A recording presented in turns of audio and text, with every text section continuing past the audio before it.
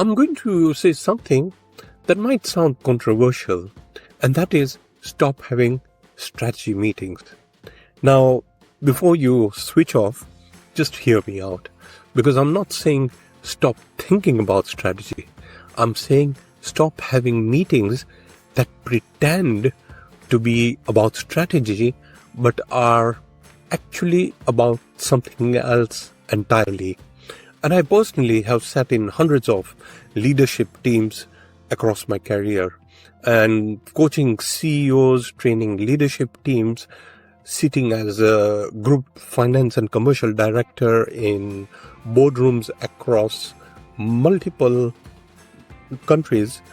I can tell you that the vast majority of strategy meetings are not really strategy meetings.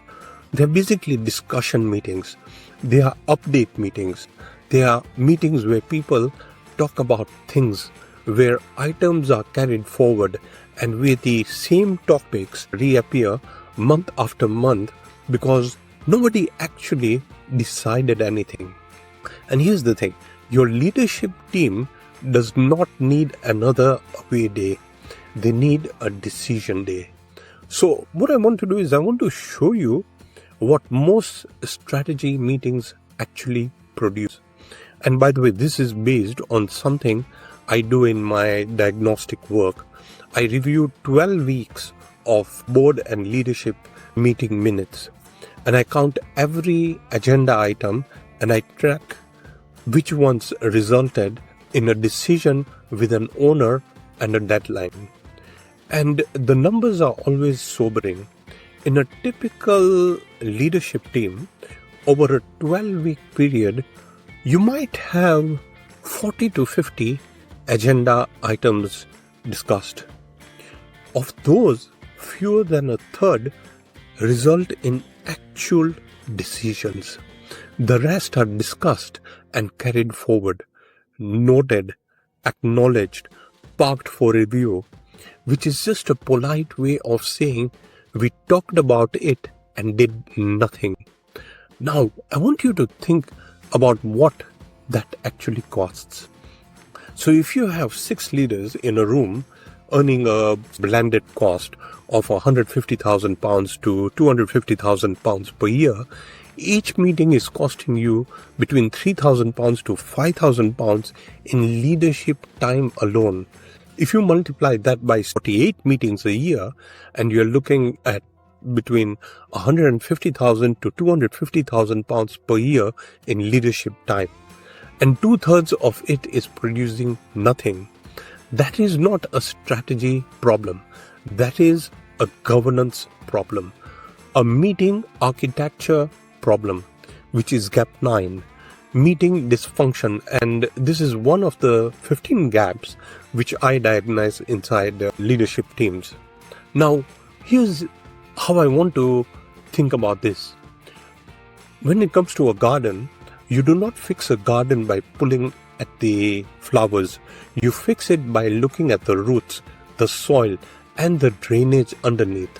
Most people, when they see a problem in their meetings, they rearrange the agenda. They try a new meeting format. They bring in a facilitator for one session. And what are they doing? They're pulling the flowers. But the roots of the problem are deeper. And the roots are, what are meetings for? Meetings exist to make decisions. That should be it. If a meeting does not produce decisions with ownership and deadlines, it should not exist. Everything else, the updates, the information sharing, the let us discuss this, all of that can happen in an email, in a shared document, in a 5-minute video update. The meeting itself should be sacred, reserved for the things that only a group of leaders in the same room can do. And that is deciding, my friends. Now, here's something you can do this week that will change how you think about your leadership meetings permanently. What I want you to do is pull up the minutes from your last 6 leadership meetings. And if you do not have these minutes, that in itself is a red flag. But assuming you do, go through every single agenda item. For each one, ask one question. Did this really produce a decision with a named owner and a specific deadline? Mark each item as a decision or discussion. Then count if fewer than 50% of your agenda items produce decisions, your meetings are costing you money. If fewer than 30% produce decisions, your meeting architecture is actively holding your business back.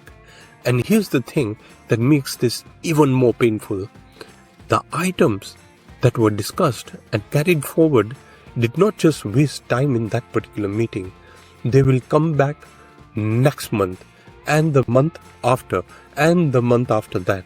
Personally, I've seen the same agenda item discussed in 8 consecutive meetings without ever being decided. Imagine 8 months, the same topic, no resolution. The cumulative cost in leadership time, delayed action, and organizational frustration is huge. It's enormous. So here's what I recommend. And this is what I install in every leadership team that I work with. What I would advise you to look into is replace your strategy meeting with a decision meeting. The rules are simple. Rule 1. Every item on the agenda must have a decision question attached to it. Not discuss the marketing strategy. Instead, do we approve the £40,000 brand campaign for Q2? Yes or no? If yes, who owns delivery and what is the deadline? If you cannot frame the item as a decision question, it does not actually belong in that particular agenda. Rule 2. Time box every item. 15 minutes max. If the decision cannot be made in 15 minutes, the preparation was insufficient. Chance favors the prepared mind. So, send people back to prepare properly and bring it to the next meeting ready for decision. Rule 3. Every decision is recorded with 3 things. What was decided, who owns it, and when it is due. No exceptions, no ambiguity, no we will come back to this, and that should be it. And rule 4. Keep the meeting to 90 minutes maximum. If you cannot make your most important decisions in 90 minutes, you have too many items in the agenda. So you need to prioritize. The rest goes to next month or gets delegated. And here's the thing. Speed is not the enemy of quality. Indecision is. Now, here's the deeper point that I want to share. And this is something I share with every leadership team that I work with. Meeting dysfunction is never just about meetings. It is a symptom of a deeper governance gap. It is connected to decision paralysis, which is gap number 7 out of the 15 gaps. And it is connected to the founder bottleneck, which is gap number 8, where the CEO has to be in the room for anything to happen. So this is all connected to accountability erosion as well, which is gap 11, where commitments made in meetings dissolve within days because there is no system to hold them. Now, when I diagnose a leadership team, I do not just look at the meetings. I look at the entire governance architecture, decision rights, escalation thresholds, information flow, meeting cadence, the system beneath the system itself. Because if you fix the meetings without fixing the governance, what's going to happen is the dysfunction will just move somewhere else. And here's the thing, complexity is where accountability goes to hide.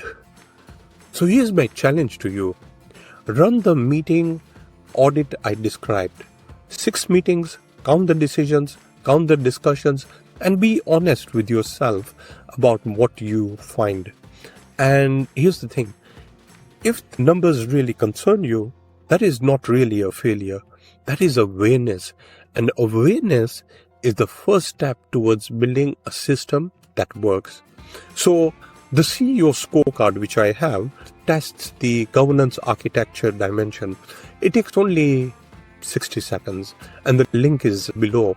Or you could take the gap Unlock Questionnaire at vijay.com and I will personally tell you which of the 15 gaps are most likely active in your business. And I'll also add the link in the description below. And one more thought before I go. I share this often and it always gets a reaction. Innovation is doing things better. Creativity is doing things differently. Leadership is knowing which one you need right now. And when it comes to your meetings, you do not need to innovate. You need to create something fundamentally different. A decision culture. So my dear friends, clarity first, impact fast. I'll see you in the next video. Bye for now.